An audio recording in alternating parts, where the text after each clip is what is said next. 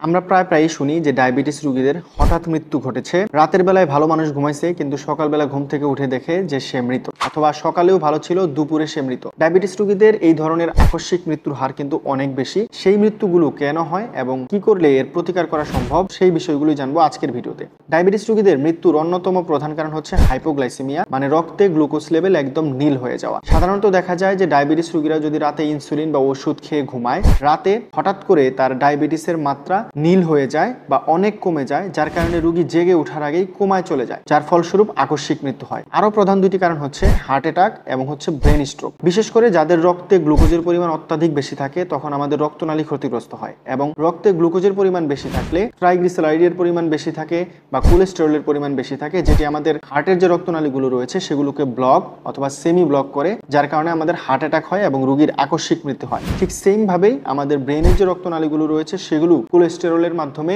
Block হয়ে যায় এবং মস্তিষ্কে রক্তক্ষরণ হয়ে ব্রেন স্ট্রোক হয় এবং রোগীর আকস্মিক মৃত্যু হয়। তৃতীয় আরেকটি কারণ হচ্ছে ডায়াবেটিক কিটোএসিডোসিস, যেখানে রোগীর শরীরে গ্লুকোজের পরিমাণ অত্যাধিক লেভেলে বেড়ে যায় এবং ফলস্বরূপ রোগীর রক্তে অ্যাসিডের পরিমাণ বেড়ে রোগীর আকস্মিক মৃত্যু ঘটায়। কাদের এই ধরনের সমস্যা বেশি হয়? যাদের বয়স 40 বছরের বেশি, দীর্ঘদিন ধরে ডায়াবেটিস, ব্লাড প্রেশার এবং কোলেস্টেরল নিয়ন্ত্রণে নেই, নিয়মিত ধূমপান করেন এবং যারা নিয়মিত ডায়াবেটিসের চেক আপ করেন না বা ফলো আপ করেন না, সাথে যারা নিয়মিত ওষুধ সেবন করেন না, তাদেরই কিন্তু এই ধরনের আকস্মিক মৃত্যুর হার অনেক বেশি থাকে। কি করলে এই সমস্যাগুলোর প্রতিকার এবং প্রতিরোধ করা সম্ভব? ডায়াবেটিস রোগীদের একটি জিনিস মাথায় রাখতে হবে যে তার ব্লাড প্রেশার, ব্লাডের কোলেস্টেরল এবং রক্তের গ্লুকোজ, এই তিনটি জিনিস ডায়াবেটিস রোগীকে সবসময় নিয়ন্ত্রণে রাখতে হবে। নিয়মিত ঔষধ সেবন করতে হবে। ডাক্তারের পরামর্শ ছাড়া কখনোই ইনসুলিন বাড়িয়ে নেওয়া যাবে না বা কমানো যাবে না, অথবা ডায়াবেটিসের যে ওষুধগুলো রয়েছে সেগুলো ডাক্তারের পরামর্শ ছাড়া বন্ধ করা যাবে না বা নিজে নিজে শুরু করা যাবে না। রাতের বেলা ইনসুলিন নেওয়ার পর অথবা ডায়াবেটিসের ওষুধ খাওয়ার পর কখনোই রাতের খাবার বাদ দেওয়া যাবে না। ঠিক সেম ভাবে সকালে যখন ইনসুলিন নেওয়া হয় অথবা ডায়াবেটিসের ওষুধ খাওয়া হয়, তারপরে কিন্তু সকালের নাস্তা বাদ দেওয়া যাবে না।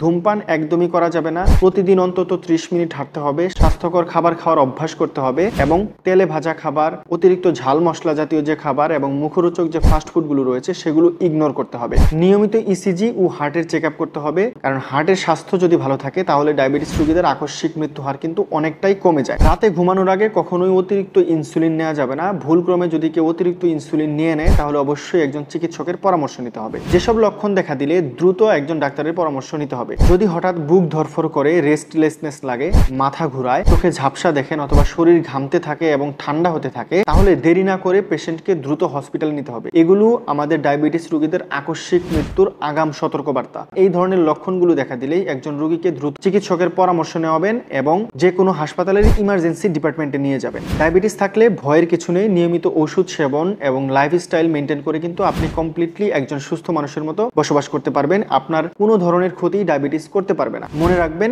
ডায়াবেটিস অনিয়ন্ত্রিত থাকলেই সেটা শরীরের জন্য ক্ষতিকর। যদি নিয়ন্ত্রিত থাকে তাহলে কিন্তু সেটা শরীরের জন্য ক্ষতিকর নয়। ভিডিওটি কেমন লাগলো সেটা জানাবেন কমেন্ট বক্সে। আর আপনার কাছের কারো যদি ডায়াবেটিস থেকে থাকে তাহলে তার উদ্দেশ্যে ভিডিওটি শেয়ার করবেন, কারণ মনে রাখবেন, সচেতনতাই সুস্বাস্থ্যের প্রধান হাতিয়ার।